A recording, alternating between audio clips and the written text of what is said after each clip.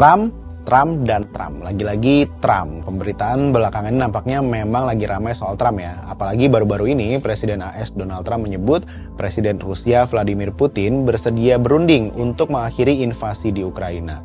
Kesediaan Putin untuk berunding disampaikan Trump Rabu 12 Februari 2025 waktu setempat setelah mereka berbicara melalui telepon selama 1 jam. Bagaimana kelanjutannya?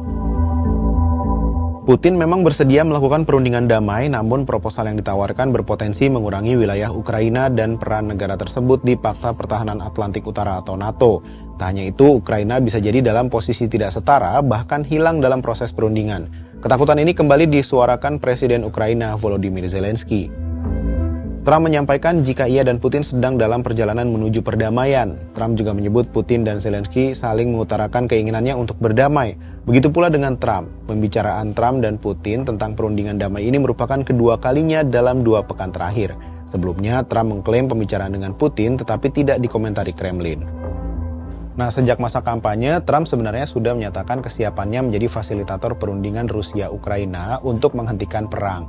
Bahkan ia berjanji bisa menyelesaikan perang di Ukraina hanya dalam waktu 1 hari setelah dilantik.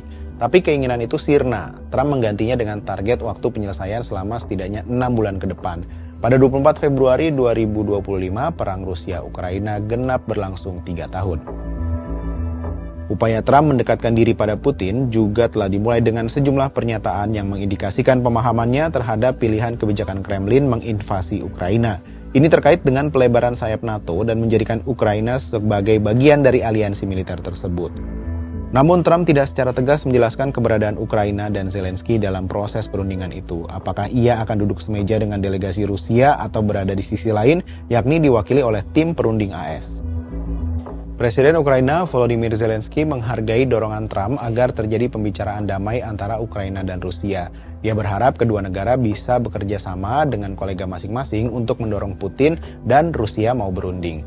Walau begitu, Zelensky kembali mengingatkan agar proses perundingan jangan sampai sama sekali tidak melibatkan Ukraina. Zelensky secara tersurat menyatakan meminggirkan Ukraina dalam proses perundingan damai akan membahayakan proses itu serta perdamaian di Eropa dalam jangka panjang. Zelensky memperingatkan jika substansi negosiasi sama sekali tidak mewakili keinginan rakyat Ukraina, bukan perdamaian abadi yang nantinya dirasakan oleh Ukraina, Eropa, dan dunia. Menteri Pertahanan AS, Pete Hegseth, menyebut ada beberapa hal yang harus direlakan oleh Ukraina agar perundingan perdamaian bisa terjadi. Salah satunya soal teritorial. Hegseth mengingatkan tidak realistis bagi Kiev untuk mendapatkan kembali seluruh wilayah Ukraina yang telah diduduki Rusia sejak 2014. Ia juga menyebut hal itu sebagai tujuan yang menyesatkan. Lantas, apakah jalan menuju perundingan perdamaian bakal mulus? Sampai jumpa di Bahas Peristiwa berikutnya.